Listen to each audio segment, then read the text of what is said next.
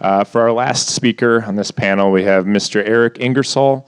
He's a co-founder of Energy Options Network, a nonprofit consultancy group created to increase the portfolio of zero-carbon energy options available to accelerate global decarbonization of the current and future conventional energy systems. I had some great conversations with Eric yesterday about some of his work in the storage, energy storage with compressed air. I'm very much looking forward to his talk. Let's welcome him to the stage, Eric Ingersoll.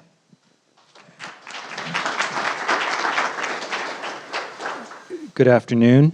It's a pleasure to be here, and a bit closer? Yes, okay.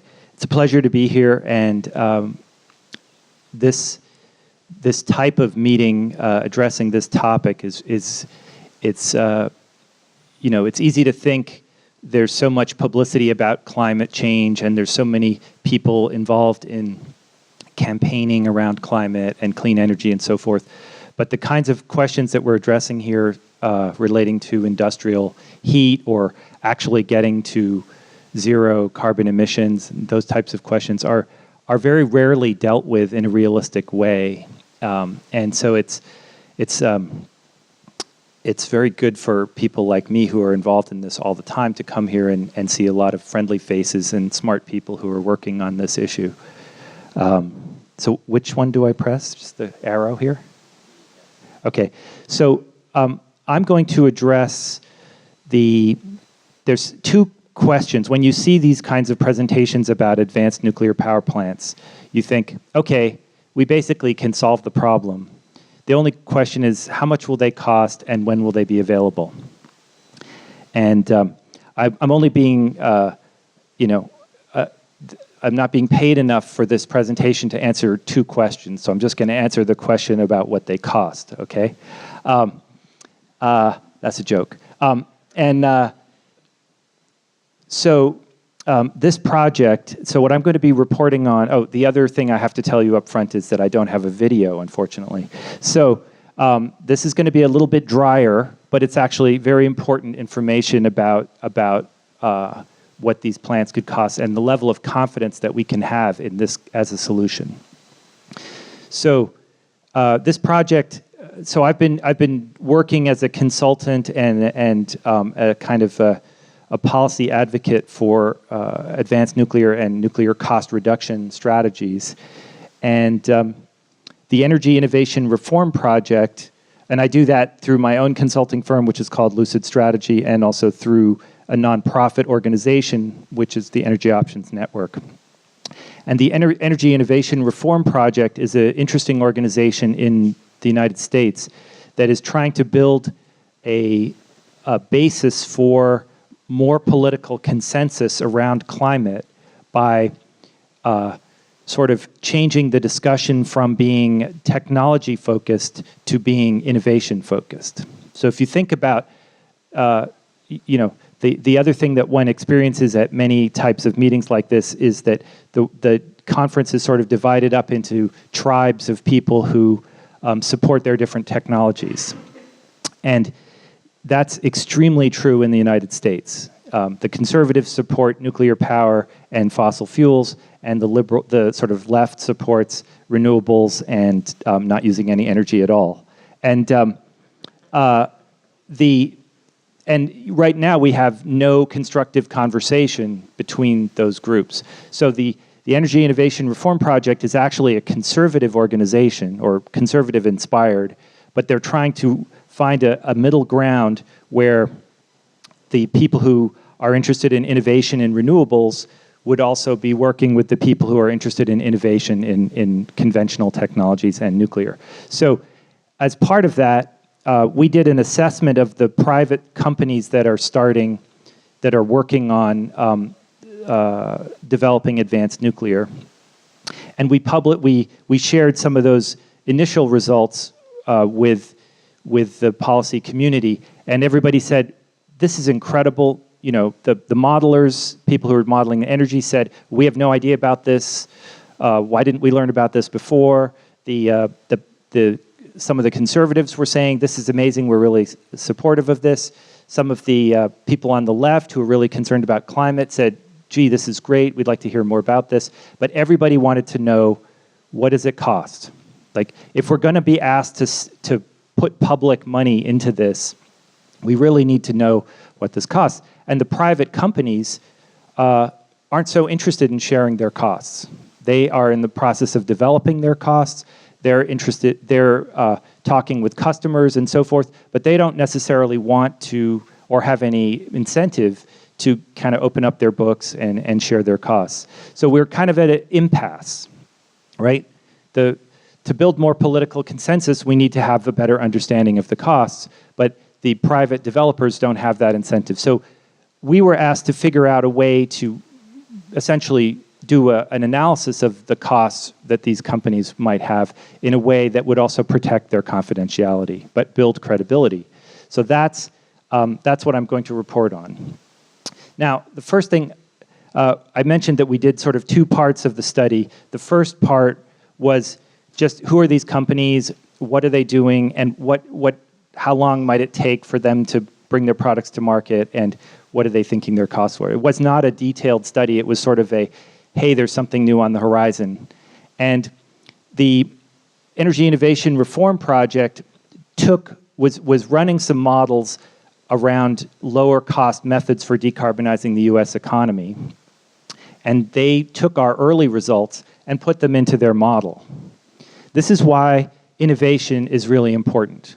What this shows is that if you include what we called breakthrough nuclear, which is sort of on the level of what some of the presentations that we've seen this morning, if you can deliver nuclear energy in the sort of below $60 a megawatt hour range, the model basically shows that the cost for decarbonizing the US grid is zero. Zero incremental cost. So you get your electricity the same way you did before, and you pay nothing extra for solving climate change. Okay? Now, obviously, this doesn't happen all at once. When you retire plants, you build new ones and so forth. But that's what we're talking about here. And this was run by people that are very experienced with looking at the US grid. So there's really something, this could be really worthwhile, this type of technology. So let's quickly look at our study. So part of the problem was, because there's no credible information about the nuclear costs and development timelines, there's this kind of what I'm calling a negative feedback loop, right? There's a lack of customer and policy interest because nobody knows really when these things are going to be available and what they're going to cost. That tends to slow the development process. The lack of customer interest also reduces interest by investors. So in spite of the fact that the companies that presented today have been doing a good job raising money, it's very, very difficult to raise the capital. And our analysis is that this is part of the problem. And it turns out that overly positive views are not particularly helpful either, right? Saying, oh, this solves everything and, it'll be free and too cheap to meter. I think we've heard some of those things before. There's a lot of overly negative views. And, one that we were trying to respond to in this study, which I've heard multiple times from very experienced people in the nuclear industry, is that the reason these startups are presenting such low costs is because they don't know what a nuclear plant costs, and they're leaving out all kinds of costs. So part of what we were trying to address was that kind of criticism, because if you don't want to release your data, and somebody says, well, you're leaving out all sorts of stuff, and the only way you can show them that you're not is by releasing your data, you're kind of stuck. And that's the kind of problem that we were seeing here. So our goal was to ensure cost estimate completeness, provide a consistent basis for comparison with traditional nuclear plants and across the range of plants, to make an explicit rationale required for any changes to the cost of accounts. So we actually provided each company with a 150-line model of their type of nuclear plant. So if they're developing a high-temperature gas reactor, they receive from us a 150-line detailed model of a pressurized water reactor and a 150-line detailed model of a high-temperature gas reactor, generic, based on all the cost studies and lab work that has been done over the years, or a molten salt reactor. And then they presented their data, and they had to, anywhere they were changing from the existing reference design, they would have to provide an explanation of why they were making a change.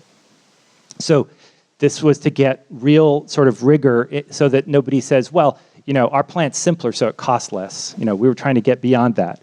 And then the other thing that tends to happen when you talk to skeptics about these things is they say, well, yeah, so maybe it is $3,000 a kilowatt plus or minus $6,000 a kilowatt, right? And that's, you know, there's always uncertainty in estimates, but the cost for building a for building a steam turbine, a power block, is not that risky. I mean, you can get a 20 plus or minus 10% estimate for that. So you shouldn't apply the same uncertainty to that part of the estimate as you should perhaps to the new technology part. So our idea was to break apart the estimate and apply different levels of uncertainty so that you could get a kind of a truer understanding of what the real uncertainty was.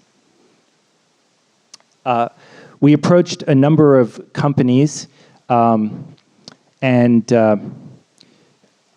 this is the group of companies. We actually had several companies, more than this, that participated for some time in the study, but decided to drop out towards the end. I do have to say to my colleague in GE that GE decided not to participate in the study. So I'm sorry that I didn't know you at the time. And we had to use an older version of the PRISM report, which had very unrealistically low numbers in it. And we had to make some adjustments to that. But this is the group of companies. And again, the arrangement was that we would give them very detailed information to respond to. They would give us back very detailed information. And that detailed information was kept completely confidential. And the results I'm going to show you the results of the study, but they don't attribute the cost to any particular company. So I think I just said all of this. So here's the first set of results, which is capitalized construction costs. So this is what you tend to think of as overnight cost, or it's you can see that there's different companies had a different amount of uncertainty, total uncertainty in their estimates. There was actually a pretty significant difference in the maturity of the estimates by the companies, although I think one of the things that we were surprised and encouraged by was that almost every company had a third-party EPC do a conceptual design study and a cost study. So this was, there was at a minimum an external party that knows how to do nuclear construction had actually reviewed a conceptual design and done a conceptual design estimate.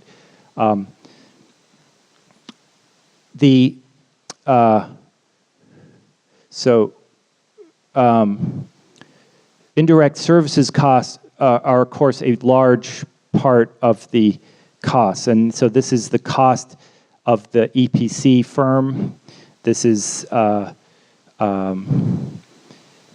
design related to, design services and home office services related to managing the construction and so forth. And so you can see that for a typical big project, this is, almost half the costs, sometimes more than half the costs, depending on how long your project takes. So, we were very interested in how other firms were treating this.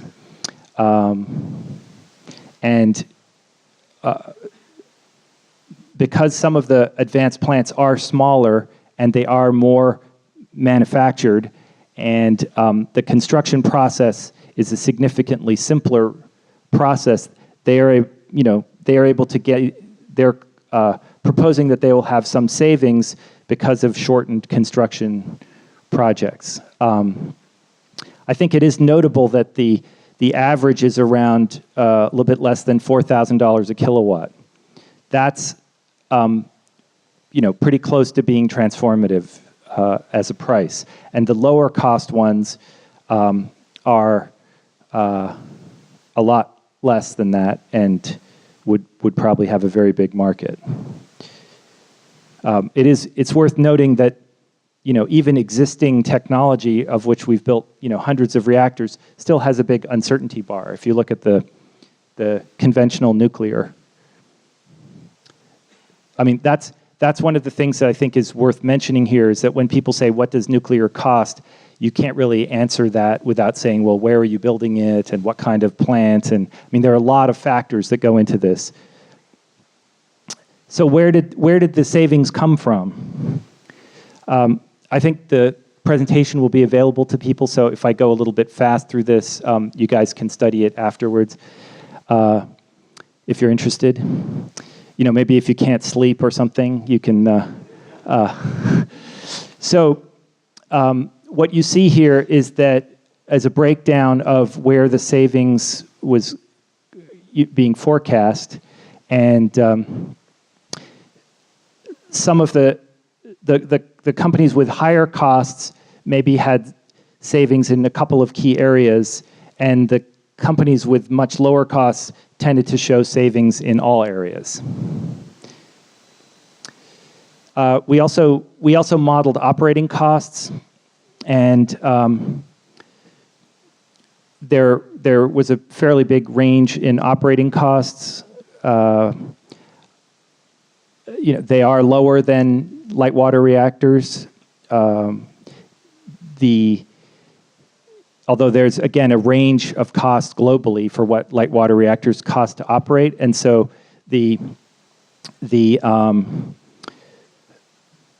I believe the operating contract for the project in Abu Dhabi is closer to our average here for advanced than what we're showing in the conventional, because we were looking at US numbers. But I believe that project, the 30-year or 50-year contract that KEPCO has with the Abu Dhabi Power Authority is around $20 a megawatt hour average. So again, the range for conventional could be bigger. But again, most of the plants were able to show either equivalent operating costs or significantly lower operating costs. So this is a kind of a cost of energy calculation. Anyone who is involved in calculating cost of energy or is an economist knows that it's a black art, and there's lots of different ways to do it, and it depends tremendously on a number of financial assumptions that you make. So we tried to make a version that had kind of less impact from tax considerations and from other policy considerations and so forth. That's why we're not calling it a cost of energy calculation. We're just calling it sum of capitalized and operating costs, because that's really what we're interested in, not the tax structure that you could apply. And again, you see an average of $60 a megawatt hour, and you see that a number of the companies were sort of well below that. And so I mentioned a couple of the drivers that appeared to be reducing the costs. What was interesting is that not all the companies sort of had the same cost reduction approach. So companies were using a diversity of approaches. Almost all the companies were assuming that they would be able to make a design and you reuse that design multiple times. For the typical U.S. nuclear plant, which we used there's a kind of a Department of Energy methodology for figuring out what a nuclear plant should cost in the U.S., not a first of a kind. That $6,500 $100,000 a kilowatt number includes about $800 million for design. So it includes a very large chunk of work to design the plant each time. And one of the things that we found is that because of the seismic requirements that nuclear plants have, because each site has a different seismic profile or set of seismic hazards, plants tend to get designed each time you put them in a new location. And so being able to reduce the effect of seismic events on the plant, either through isolation or through choosing a technology that has less susceptibility to earthquake damage, could make a very big difference in terms of being able to reuse the design. That's very important. Many of the plants had fewer buildings.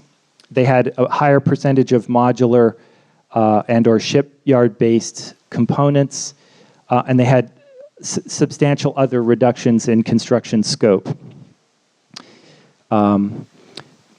Most of the advanced, we also, I forgot to mention, in calculating the operating costs, we actually supplied a full list of plant personnel for each plant type. So we actually developed and proposed the number of personnel that each plant would need and what their salaries would be and what other operating costs would be, so that companies could really check their own assumptions against something that was explicit and complete.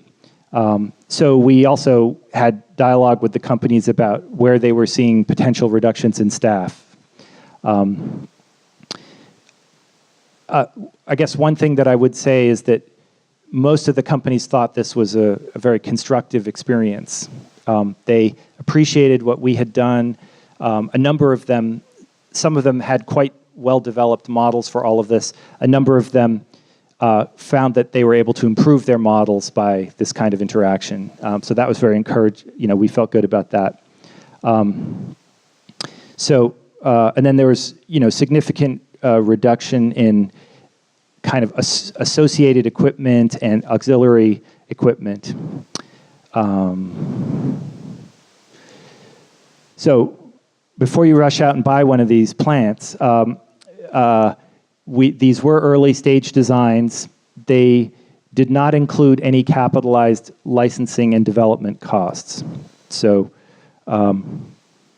there will be some of those. The plants had various stages of fuel qualification.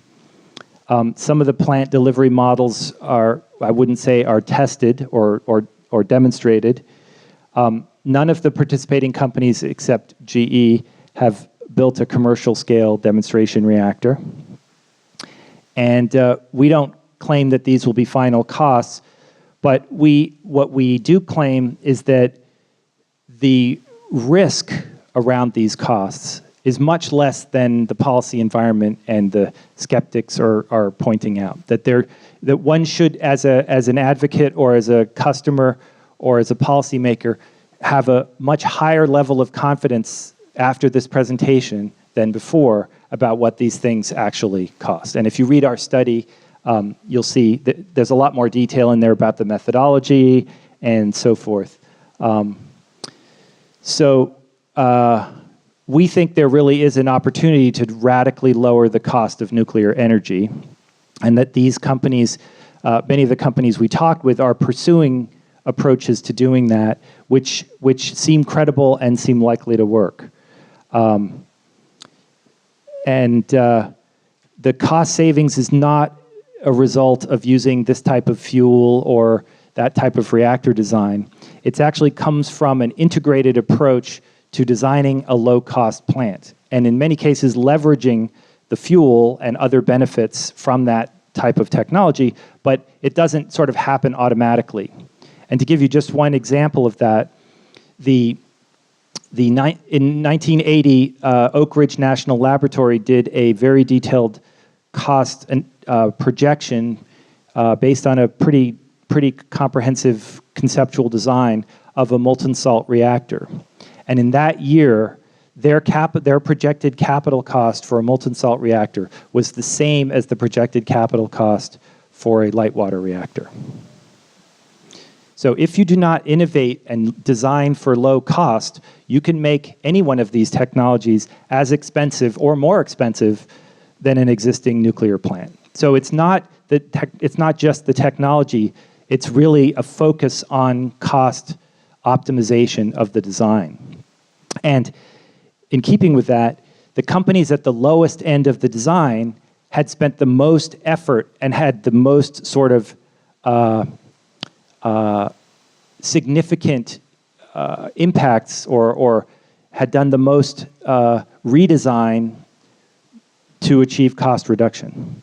So there was a very strong correlation with the sort of level of importance that the design team placed on achieving an aggressive cost target and the cost target that they were hoping to achieve, which is not surprising because, intentional activity sometimes leads to the results that we're intending to achieve. But that we did find that.